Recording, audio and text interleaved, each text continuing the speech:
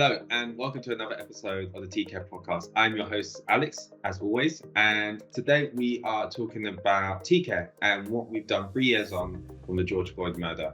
We've got two individuals from within TC4RE who will be joining me today, one coming from Protiviti and one coming from ResourceiT with Belton and Julie retrospectively. And we're going to be talking about some of the good stuff that we've been doing to aid it boosts underrepresentation within the tech industry. So wherever you are, grab a pen and a notepad and enjoy the TC4RE Podcast. Hello and welcome to the TC4RE Podcast. I am your host, Alex, the host who's with you on 90% of these podcasts. And today we are going to be talking about 3 years on from George Floyd. Now, for today's episode, we've got Julie and Belton who have joined us. But first and foremost, I think it might be good for me to give you a little bit of an introduction, if you are a first listener, about myself and the role that I play within TC4RE and why I've joined TC4RE as well. So I've been with TC4RE pretty much since the start, which is just after the George Floyd incident happened.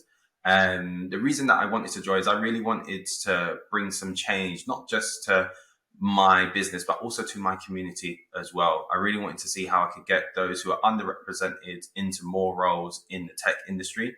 I've seen how it's changed my life, with me being a kid who grew up in East London in Barking and being where I'm at now and having that level of stability and that level of fulfillment after going into tech. I felt like that's something that could resonate with many other individuals who are similar to me.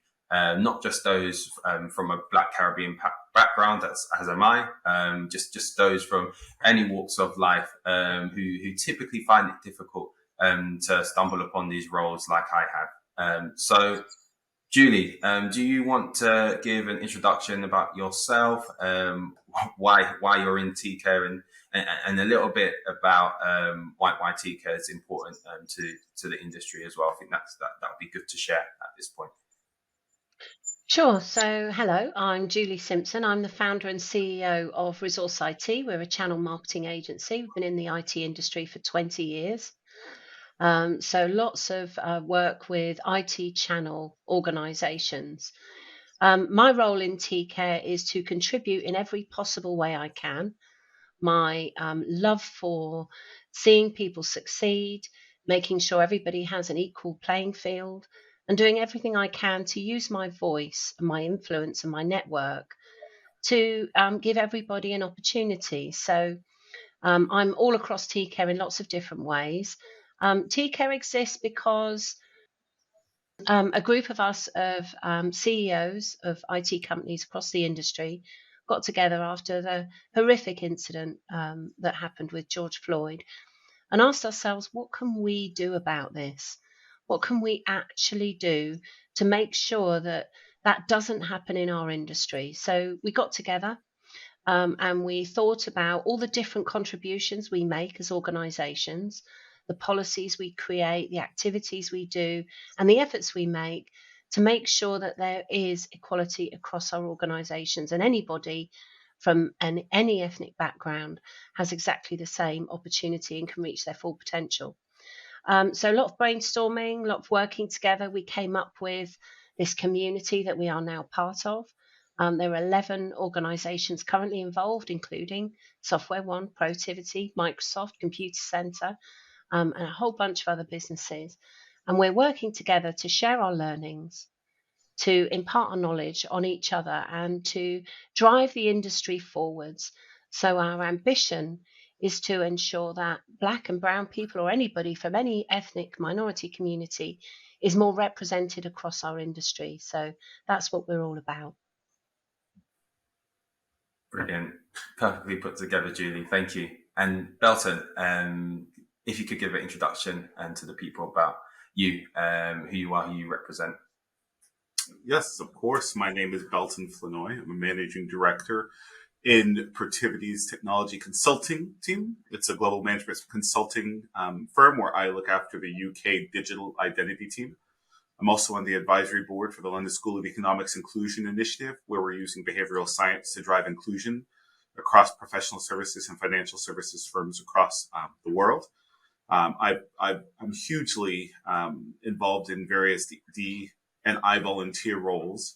And when the opportunity to be a part of TCare came up, I jumped at that opportunity. I think one of the things that surprised me was when I was moderating at the Telegraph's D&I conference a few years ago. And as part of the keynote opening, they spoke about how few Black children were going into careers in technology. Now, that surprised me for two reasons. One, this is an industry that is a high-paying, fast-growing industry. This is an industry with a known skills gap, and yet there weren't many ethnic minorities going into it. And I knew that needed to change.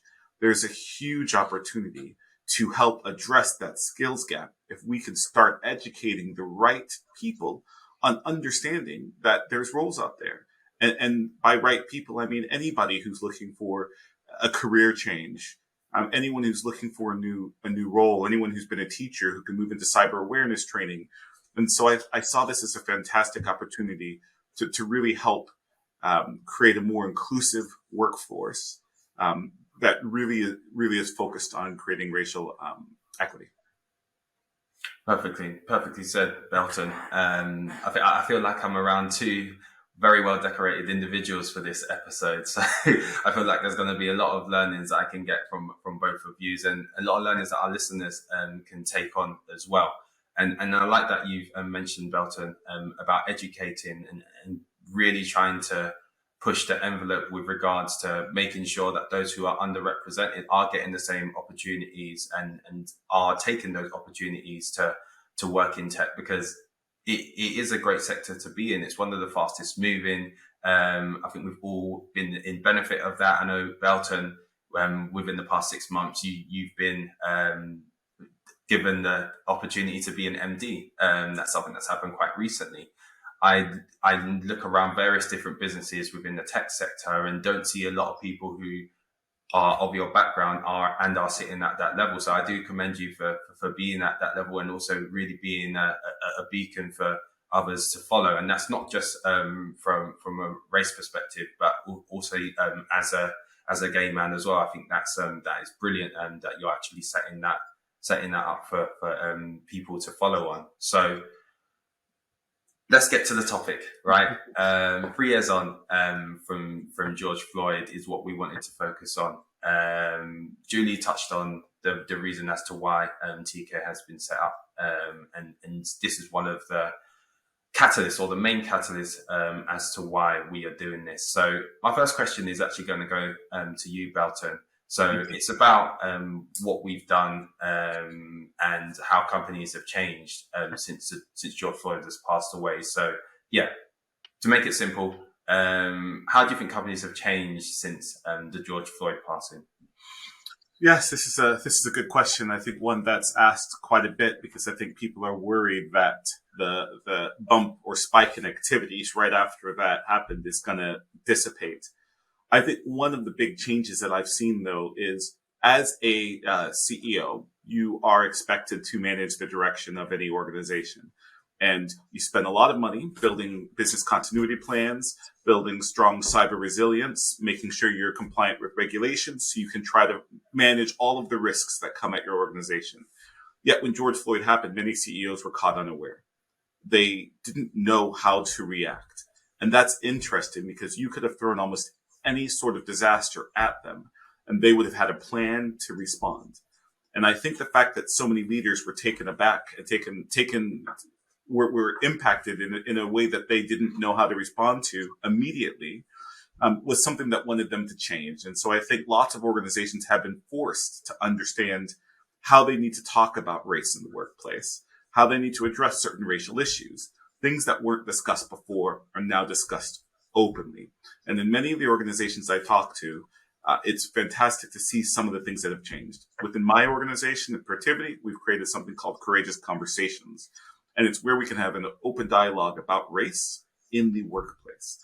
And I know for a fact there were many US companies, for example, that didn't want to talk about race. It was a taboo and or controversial topic. So the simple fact that that's now been brought to the forefront, people are able to engage in dialogue. People are able to allow themselves to exist in an uncomfortable zone in order to try to tackle challenges is a step forward. Yeah, and I think you put it nicely there, people stepping into an uncomfortable zone. I would say that's something that a lot of people avoided before the George Floyd incident did happen. And I am seeing that everyone's more open to having conversations and having dialogue and trying to understand exactly what's going on in their world and not being siloed within their own demographics. So I think it's fantastic that you've got that initiative set up as well within the business. And I guess, Julie, my question to you as well, hearing all of that, what sort of your feedback is this sort of something that's happening within ResourceiT? Is it similar? Is this the view that you are, or sorry, is this resonating with you? And I'm keen to get your thoughts. Oh, absolutely has. And we really did make all of us, I think anybody that was running a business or in a leadership position, just stop and think, hang on, am I doing the right things? Am I having the right conversations? Am I asking the right questions? Am I communicating in the right way? And one of the things that I've gained hugely from being part of TCare is the opportunity to just be in a safe place and ask questions. Is it okay for me to say this? How do I ask about this? Would you be offended if I asked you? And knowing that I can do that with people that can actually educate me, because what I need is education. And I think there is a huge gap in education in terms of businesses in the IT sector or anywhere else to understand, what people should talk about and how to ask questions, how to address people, how to support people in the right way, how to motivate people. And so a big part of what TCare does is that education piece. So we're working together as each one of us is creating something that's important, be that allyship training or whatever it might be. We're sharing it with each other. So the idea is that we all enjoy each other's investment and maximize that opportunity. In terms of ResourceiT, I mean, never before, if you'd said to me 5 years ago, hire a head of people and culture, I would have laughed you out down the road. Like, I haven't got the budget for that. That's not an important thing. We're an agency. We're moving fast. We're working with IT companies. We hire salespeople and marketing people, and we work hard and we reward people for what they do. Hang on a minute. Are you actually seeing what value people bring as individuals and how their culture affects their performance? And so hiring a head of people and culture was a big step for ResourceiT. And then one other recent experience I've had is we were looking for and found actually a really, really excellent account director that we wanted to join the business. The guy that we wanted, we actually found out through the interview process that he had, if he moved companies, that he would need sponsoring because he was Nigerian. He would need sponsoring actually to actually move companies and come and join ResourceiT.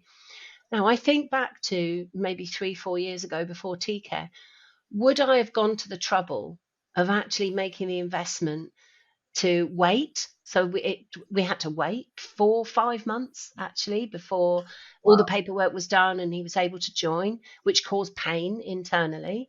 And then, I honestly believe 4 years ago, I would have said, oh, don't bother, get someone else. But because of TCare, I'm like, no, hang on a minute.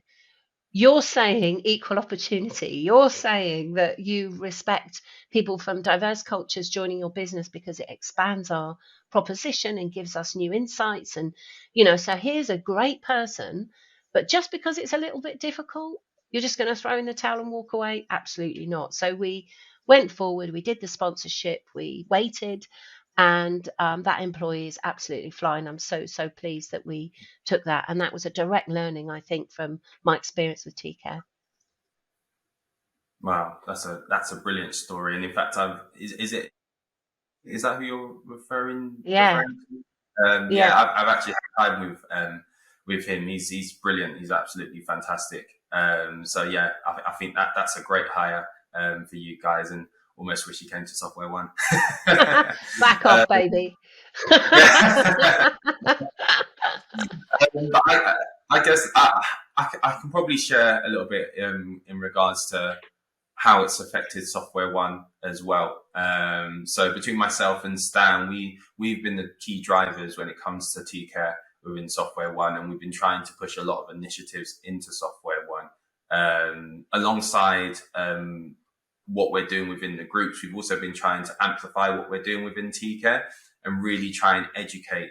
That's been something that has been a real big push for us. So, for example, when we've had opportunity to do that, let's use Black History Month as an example. We got a scholar in to sit down and talk about the history, not from a British perspective, but a global perspective about African kings and queens, and about how that whole chronological chain of events happened to get to slavery, to really help people understand that, okay, there was something before slavery. There was individuals who were kings and queens in Africa. There were individuals who used to travel from Africa to the UK to do trade, and it wasn't for slavery purposes. So we've tried to do things like that, which has been important.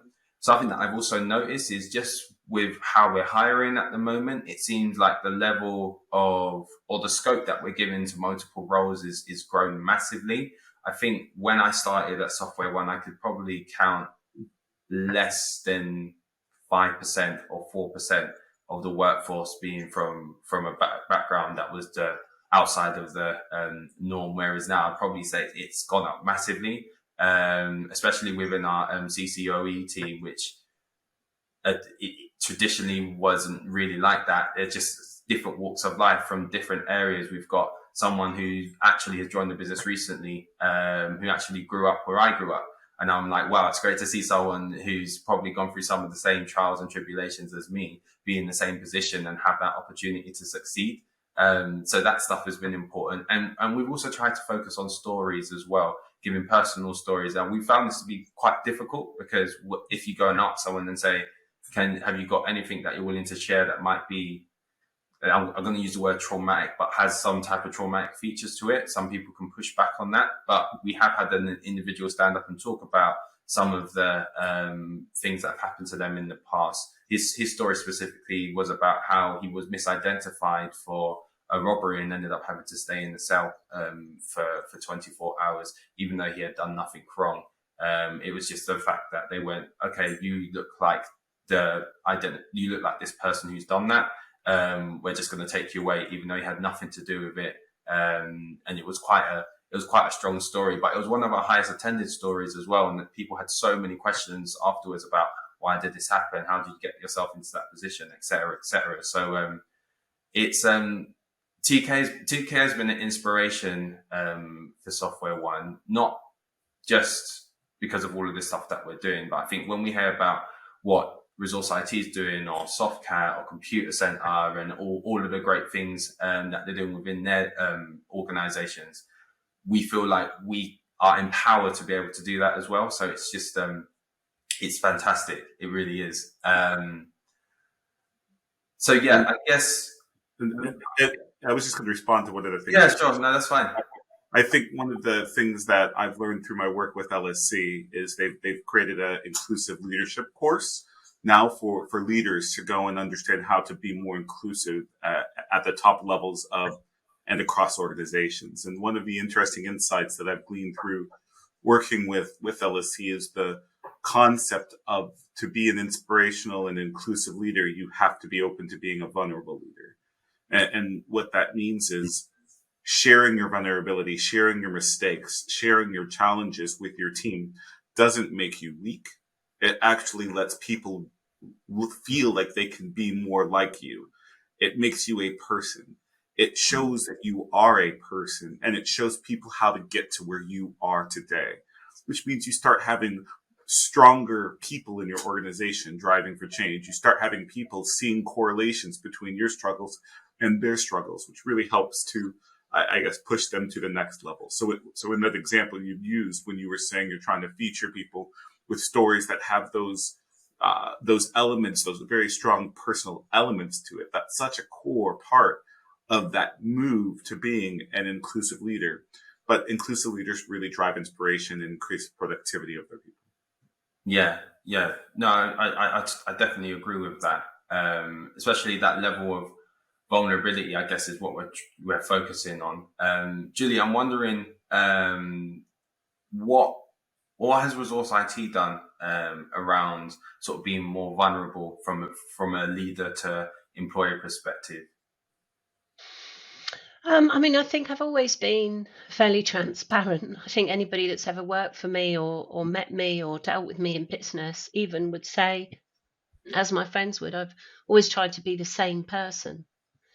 Years ago, I used to try and have a business persona, but it never worked. You just come across as being disingenuous. No, I am who I am. So transparency has always been there. But what I think that ResourceiT is doing now is just being more conscious of the things that we can do as an organization that give people time to be themselves. So we have a whole myriad of social engagement that includes celebrating different times of the year, that gives people the opportunity to not just focus on Easter and Christmas, for example, to think about that a bit more broadly. We have always engaged in things like mental awareness days, and lots of work that Amy does as the head of people and culture has only got stronger as a result of our involvement in TCare. And I think the other thing that we should really also focus on with this conversation is this isn't just about doing the right thing for your people and being a good person. Being an inclusive and diverse organisation makes sound commercial sense. If we only recruit one type of person, then we only have one type of proposition and one type of message and attract one type of customer.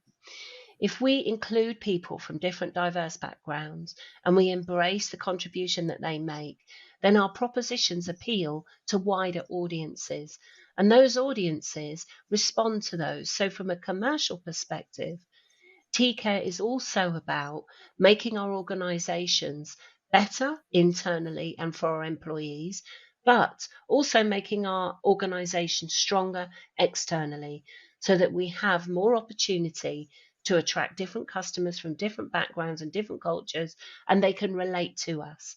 So I think there's two things that ResourceiT has done: work very, very hard on our internal culture, but also thought about how that is projected in terms of our communication online, our propositions, our marketing of our organisation. We've become a second. We came second in the Great Places to Work in the UK, which was just a phenomenal achievement. 5,000 organisations, and to come second was just absolutely phenomenal. And people may not know that Great Places to Work survey is an independent, anonymous survey completed by the employees. So the employees made that decision, not me, because I wrote a great award entry. It's a different, completely different thing. So I think lots and lots and lots of awareness and change, which is good for us, for our people, our employees, but also good for our business opportunity for the future. So yeah, no, it's that's a great response, Julie, and it's great to hear that you guys were second place. I think it's fantastic that the employees really value working at ResourceiT. I just wanted to circle back because you mentioned about the commercial benefits to being within TCare, and it makes me think about if TCare is a tick box exercise for a lot of businesses. Because I think the concern that a lot of potential joiners, for example, who want to be part of TCare, they may see it as oh great, we can just tick the box and not be involved. Is that true, or what's your views on that? Well, I think that by joining TCare, you are ticking a box, because what you're saying is that I care about the diversity and inclusion in my organisation, and I want to do something about it. And I found a place and a community that will enable me to accelerate my progress. I think there are some things that people perhaps don't consider the wider implications of. So one is, when you say a tick box exercise, what does that actually mean? It means that I've put a tick in the box to say I am doing something about this, as long as you are doing something about it and not just putting a tick in the box. But that doesn't happen with TCare, because everybody participates and shares and collaborates and communicates, and we have hundreds of volunteers across our organizations that are following specific and launching specific programs and initiatives, and everybody is active and participative. But it's kind of like a bit like quotas, right? People say, oh, well, there's a quota. Businesses that have quotas that say they're going to increase the percentage of Black people on their boards, or women in their organizations, and to have a quota is the wrong thing. I would actually challenge that, because what I believe about quotas is that it is the organization saying we have an intention to actually drive change here. So we've got an ambition that we want to see an increased percentage of either women or Black people or brown people or ethnic minorities involved in either leadership positions or being recruited, or increasing the percentage in our apprenticeship schemes, whatever that might be.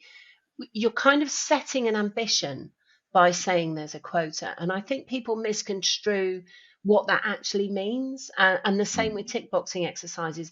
Yes, go tick boxes, get involved in different communities and places where you can learn and educate yourself. And just by participating and getting involved, you will drive change, just like having following quotas or making an intentional effort to recruit more people of color and attract them to your organization, to promote women and give them more opportunity in leadership positions. It's all about that intention to move forward in a different way and be more inclusive. Yeah, I think that's a great answer. Just having intent and just starting, right? That's basically what it is. It's saying, okay, we're going to take the first step. What does that first step look like? It's getting involved. It's learning off of those who are already further down the chain in terms of their development. I think it's fantastic way of answering it. I really do. Belton, hearing what Julie's said, is there anything that you would like to add? Yeah, I guess one of the things that I want to circle back on is the quota. So I think one of the things I recognize is there is an intent versus action gap that exists on the market. I think any organization that you look at, if you look at their publicly released 10K reports, their financial statements, they all have, here's what we're doing in diversity, and here's all of the money and work and programs that we're putting in place, and here's how great it is for our organization. Every single one of them are talking about that. Now, all of them aren't having consistent levels of change. And why is that? It's because you can have the greatest intentions, you can have the greatest programs, but if you don't have targets that you're measuring against, you will not be successful. And I think too often we focus on the intention and what we're doing rather than the outcomes. One example of this is, I know law firms, it's in the industry that's typically struggled to get ethnic minorities to join. Many times their first step is, let's create quotas to make sure we have the same number of individuals coming into the interviews. Well, years on, they weren't having any change to the racial demographic of their people. And the reason was they realized that it was actually children who needed to want to pursue that type of career, had to be educated in the classroom in order to then go through their school years wanting a career in that field. And I think the technology sector can now take learnings from that. I think we need to make sure we're educating people so we're bringing the right people in. But I think we also need to set targets within an organization that are measured, that are tied to executive compensation. That essentially means if we're missing our financial target and everyone jumps in the call saying, what are we going to do about it? Do we have those same mechanisms in our organization to respond to some of the other targets that we've set for our people? And I think one of the great things that TCare has been able to do, two of the great things that TCare has been able to do to support organizations on that journey is, one, TCare requires a commitment from the CEO of the organization to attend a minimum of 2 engagement sessions per year. As part of those engagement sessions, they get to have really awesome and open dialogue amongst their peers about what's working well, what are some ideas that they'd like to change. TCare gets the opportunity to provide input into those leaders of what they can do across their organizations. But then I think number 2, TCare is providing all of these resources to help enable organizations to accelerate that journey. We have mentorship programs. We have a scholarship program that acts as a feeder to these organizations. And we're creating connectivity across many of the people for these firms. When I started at TCare, I thought it would be another volunteer organization that I gave my time to. What it's turned out is I've met a whole bunch of new friends. Julie being one of the very inspirational people that I now get to work with, who even in 5, 6, 7, 10 years, I'm going to feel that I'm still connected to these individuals. And that's because we have a shared passion for driving real change, not just across the UK, but across the technology sector in general.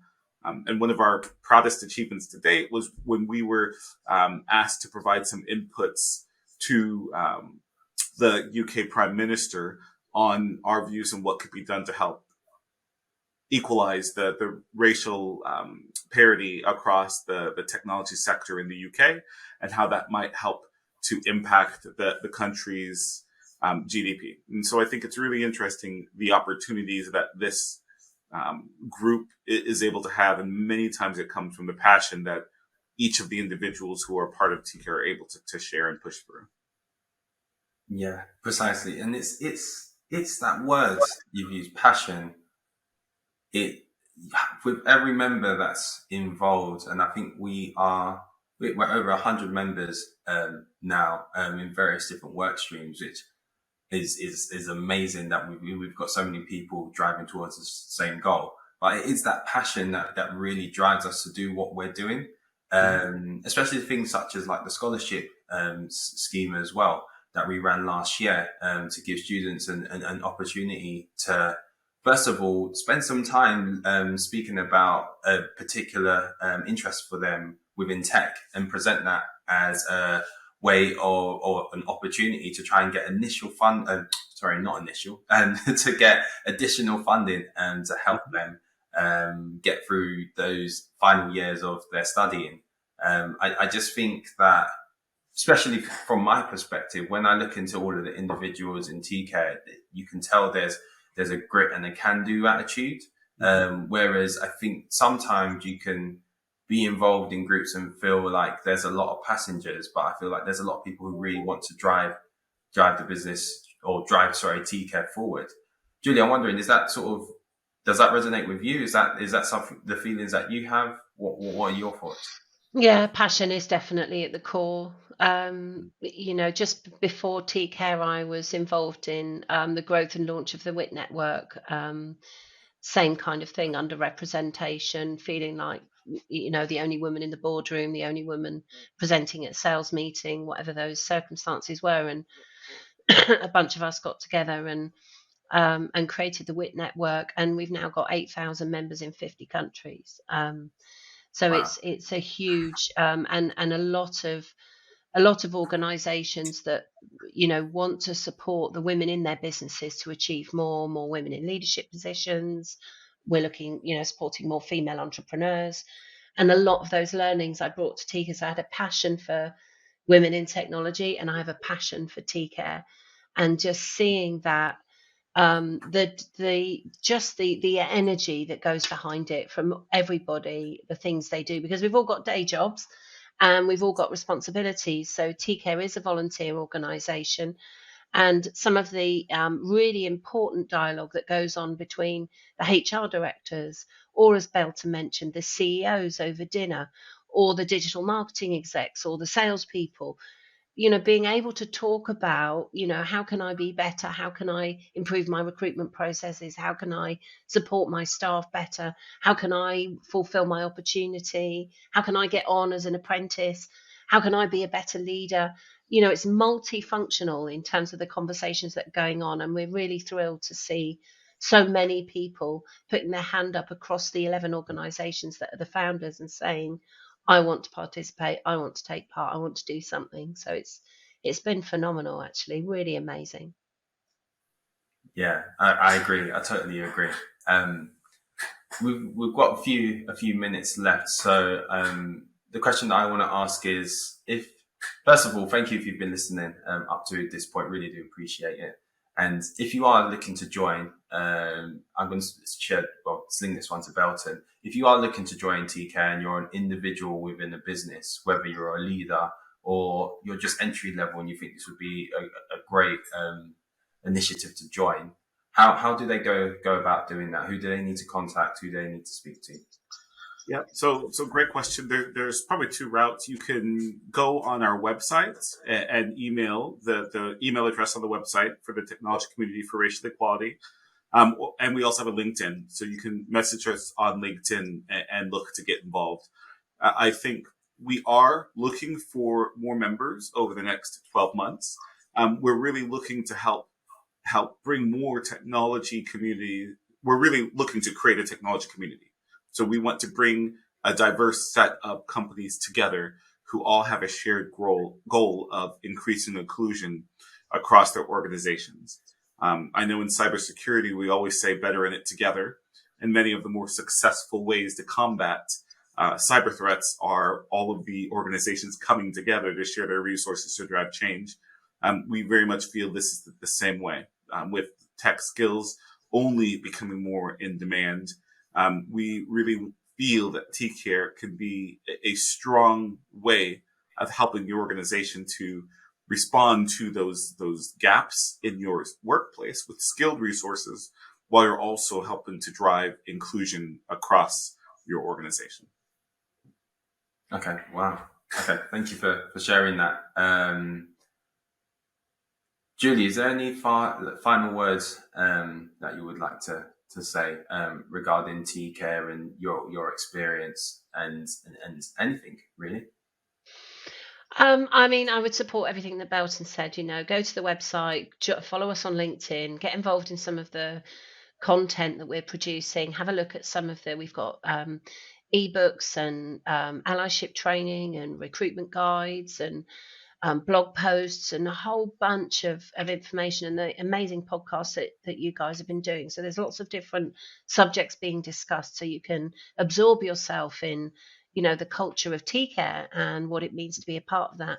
Over the coming 12 months, T-Care is focused on creating and scaling a broader membership community, so that it's not just going to be about free information if you want to go read, learn, and maybe hear a bit more about it, or that the founder organizations who are connecting with each other, we're looking at scaling this so that anybody, no matter who they are or where they are in their career, has an opportunity to engage with T-Care. So we're building out a membership program, which is coming soon. So keep an eye out for that, and you'll soon see what we've got to offer. But it's exciting. Really looking forward to seeing it. Yeah, exactly. Well said. Well said. So I guess sort of final notes from me, and then Belton, I'll actually pass on to you as well. I think the level of importance having something like T-Care existing is massive, especially for the generations that are coming before us. Because I think that, after us. Because I think that it's great to see that there's going to be some type of framework or pathway for us to be successful, and not having to go and find that out for ourselves and do a lot of the work alone, with not a lot of that support that we thought we would get. And I think it's really going to build more self-confidence for those from underrepresented backgrounds within tech, because I think it's about having that confidence and that belief to want to succeed and to be able to succeed. And sometimes it's quite difficult when you don't really see that above you. So I think T-Care is really helping with that. That's really a focus that I've taken from being part of T-Care. And I can definitely feel that we are shifting the needle, whether it's 1% one day or 5% the other. We are really trying to make that gradual change. Belton, anything else that you would like to mention before we sign up? Yeah. I guess one of the things that I think is interesting is at the beginning of the call, you referenced me making MD and how that was great to see for you personally. I think many times when we enter the senior levels of an organization, many times we feel the diversity. We see other people in other organizations that are like us. We talk to the HR team, we talk to our CEO, we know what the culture and the direction of travel is, but we sometimes forget that those entry-level individuals don't have that same visibility. they may not see the diversity. They may feel like they're the only ones. They may feel like the organization doesn't have a strong culture.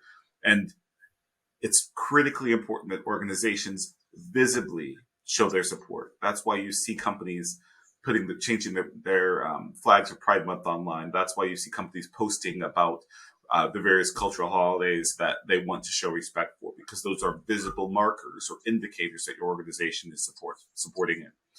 And I think by joining TCare, it's a real good visual indicator that articulates your organization's commitment to helping to create a more equitable workforce. So we look forward to partnering with you and supporting you as we all work on this journey together.